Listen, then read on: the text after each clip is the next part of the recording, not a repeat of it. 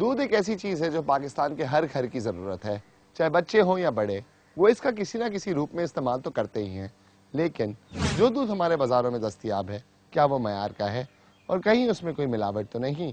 اس ہفتے کی دوسری کہانی یہی ہے۔ اب آئیے شروع کرتے ہیں اور دیکھتے ہیں کہ پہلی بات تو پاکستان کے میڈیا میں گزشتہ 2 برس میں دودھ کے معیار میں کیا کیا کہا گیا ہے۔ تفصیلات مریم ضیاء کی اس رپورٹ میں۔ گوبر سے بھری یہ کچی ٹوٹی سڑک رکھچندرائے گوالا کالونی کی طرف جاتی ہے۔ فیروز پور روڈ کے قریب واقع ہے گوالا کالونی لاہور کی 2 بڑی گوالا کالونیوں میں سے ایک ہے، جہاں سے روزانہ سینکڑوں گائے بھینسوں کا دودھ شہر کو فراہم کیا جاتا ہے۔ اس کالونی میں ایک الگ ہی دنیا بستی ہے۔ شہر بیدار ہوا ہو یا نہیں، یہاں کے رہائشی اور مویشی زندگی کی ایک انمول نعمت شہروں کو پہنچانے کے لیے صبح سویرے ہی کام شروع کر دیتے ہیں۔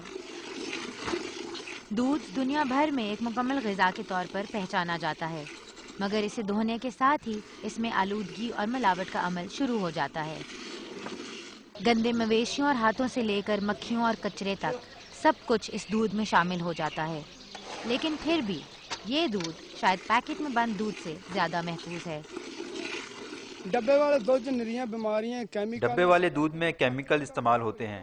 اگر ہمارا دودھ خراب ہو جائے تو فیکٹری والے اسی کو ڈبے میں ڈال کر بیچ دیتے ہیں۔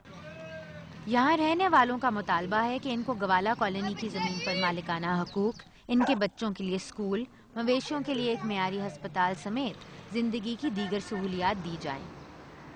ہمارے کو سہولت ہمیں ہر قسم کی سہولت چاہیے، کوئی بجلی نہیں، ہمارے جانور چوری ہو جاتے ہیں، سوئی گیس تک مہیا نہیں کی جاتی ہمیں۔ محکمہ لائف سٹاک کے حکام کے مطابق دودھ کی پیداوار بڑھانے اور گوالوں کے دودھ کو بین الاقوامی معیار کے مطابق لوگوں کے پینے کے قابل بنائے جانے کے لیے اقدامات کیے جا رہے ہیں۔ جبکہ پیکٹ کے دودھ کے حوالے سے بھی تحفظات کا اظہار کیا جا رہا ہے۔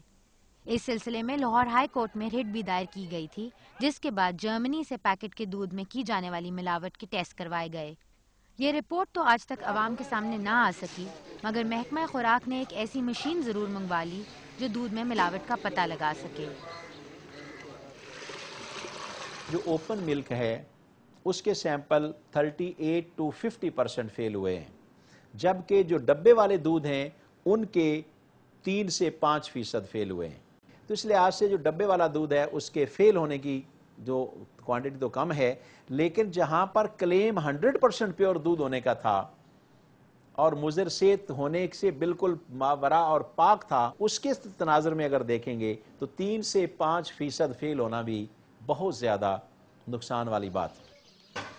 گویا پیکٹ کے دودھ کے ملاوٹ شدہ ہونے کی شرح کھلے دودھ کی نسبت کم ہے، مگر غذائی ماہرین کا کہنا ہے کہ پیکٹ میں بند بظاہر دودھ دکھائی دینے والا مائع سرے سے دودھ ہی نہیں۔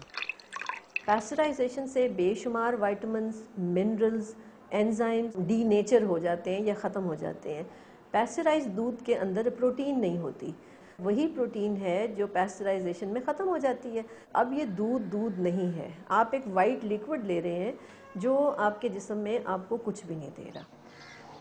وزارت خوراک کو دودھ جیسی بنیادی غذا کے معیار کو یقینی بنانے کا بندوبست ہنگامی بنیادوں پر کرنے کی ضرورت ہے، کیونکہ اس پر ملک کی تمام آبادی کی صحت کے مستقبل کی غذائی ضروریات کا انحصار ہے۔ تقریباً 28 ملین ٹن اس دودھ کے معیار کو برقرار رکھنے اور اس کو شہر تک پہنچانے کے بہتر انتظامات کرنے کی ضرورت ہے۔ مریم ضیاء، ڈان نیوز، لاہور۔ تو دودھ کھلا ہو یا کارٹن میں، گزشتہ 2 سال میں اس کے معیار کے بارے میں کئی دفعہ سوالات پوچھے گئے ہیں اور یہ واقعی میں ایک سنگین صورتحال ہے۔ وقت ہوا ایک چھوٹی سی بریک کا، لیکن بریک سے واپس آ کر ہم آپ کی بات کروائیں گے ٹیٹرا پیک پاکستان کے مینیجنگ ڈائریکٹر سے اور ان سے پوچھتے ہیں کہ ان کے پاس کیا ثبوت ہے کہ ان کے کارٹن دودھ میں کوئی ملاوٹ نہیں۔ ہمارے ساتھ رہیں۔